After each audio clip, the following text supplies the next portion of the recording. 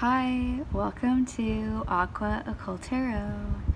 I'm going to do a really quick and long reading. So let's begin the reading and get this card out of the way. It's amazing. So I drew this card. It's isolation.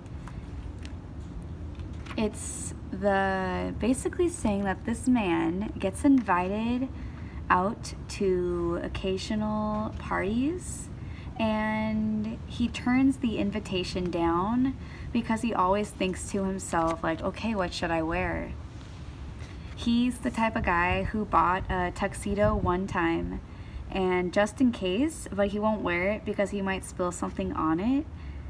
And he kind of says, no, I don't want to go out because it's gonna ruin my routine.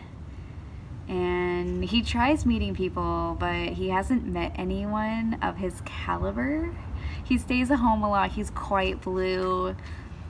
He's on the verge of something. He could maybe miss something big. He's never feeling like he can just take action. And he protects himself a lot and he makes excuses and he's over-prepared for everything. So that's the type of man we're dealing with right now. Does he own a tux or not? Do you think I remember? Okay, so the first card I draw is, it's kind of like, okay, so why is it so difficult to release this guy? This is a question that was on one of the comments. So we have Page of Wands. He's like, oh, hey, I like the new look, by the way. It's cool. Thanks. He pretty much can't look away. And the enthusiasm is strong with this one. He's contagious. Others will support him.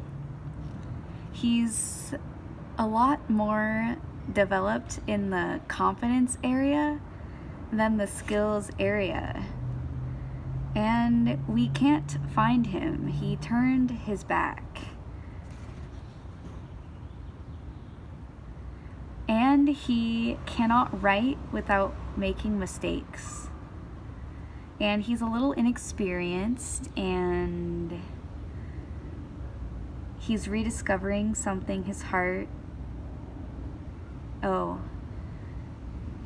is sinking down.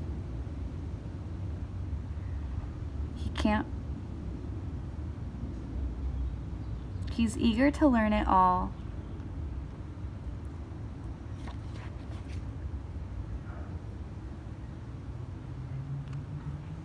And then I draw the Hanged Man in reverse.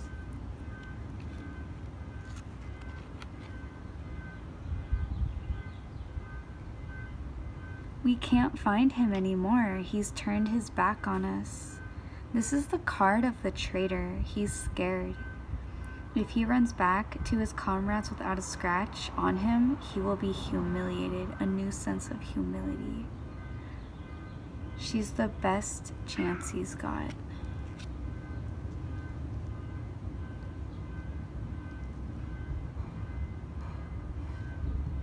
He is in one way a traitor to at least all of his friends. He's committed to his heart's desire. He will give himself over to the consequences.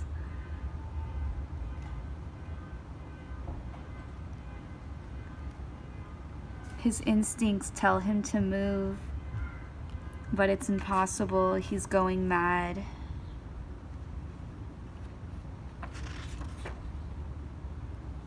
You've done this thing and you can't take it back. He remains really still and quiet.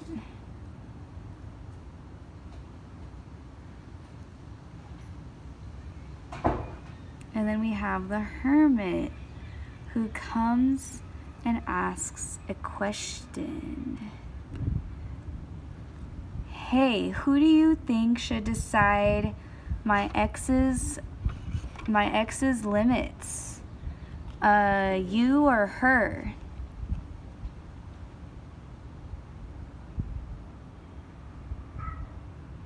Who do you think should decide your ex's limits, you or her? Then the Hanged Man says, the way you frame that is such bullshit. It's not bullshit. This is precisely and also your problem and the reason why she dumped your ass. Yeah, because she's conspiring against me. Okay, and so then this Hermit card says, this woman is her own woman. She makes her own choices. She has her own life. And then the Hanged Man thinks that she's risky for no reason. So the Hermit comes in and starts asking all these hypothetical questions, like, who should decide your ex-girlfriend's limits, you or her? And then it's kind of like, well, then who dumped who? Did she dump you? It's kind of what it sounds like. And then the Hanged Man starts talking about trust again. And then it's like, really? After you made her spy on us? And then it just ends the conversation. Who cares? Of course. And then there's that life advice that says, girlfriends lie and ex-girlfriends spy. And then the Hanged Man says, I need to come up with a new plan because I love her and I can't lose her again. Okay, things are not as black and white as he was led to believe. He's learning. He's questioning everything right now as the Hermit. And he's weighing his actions, his consequences, and his experiences. No one can tell him the authentic action. And he's withdrawn from all offers of advice and guidance and the best way to eliminate further input.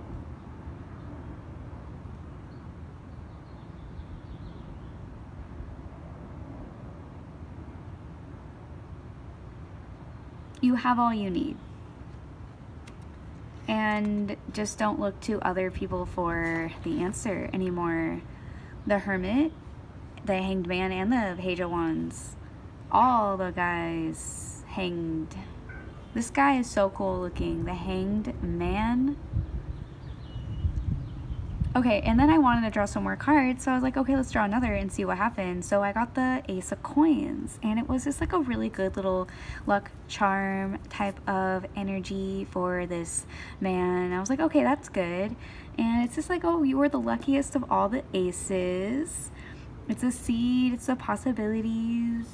It's just like a metaphoric blank check.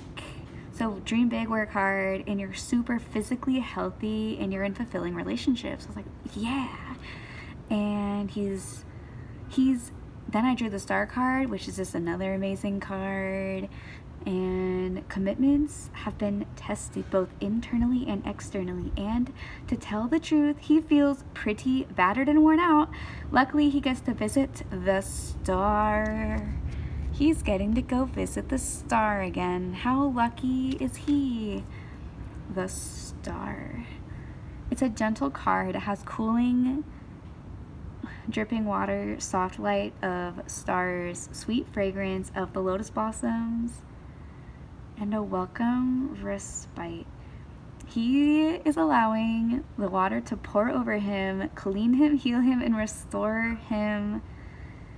Of all the stars, he finds the one that is his true guide, his very own North Star, that he can count on whenever he feels confused or lost.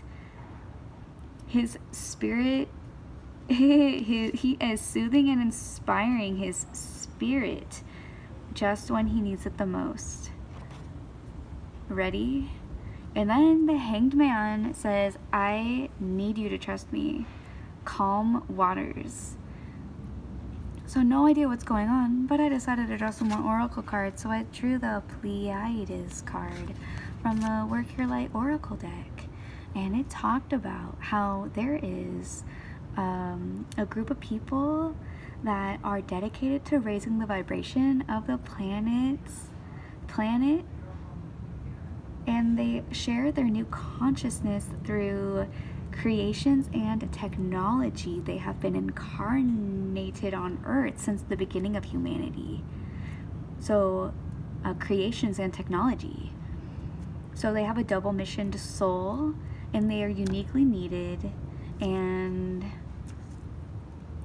they are looking for the same kind of weird as them.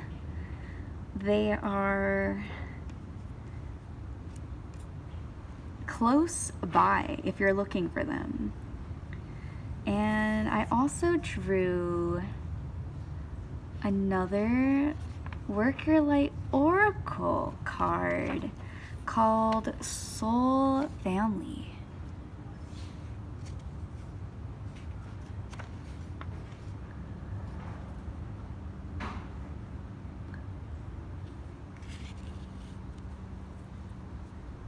That's about it for today's reading. I love it. This is such an awesome deck. Bye.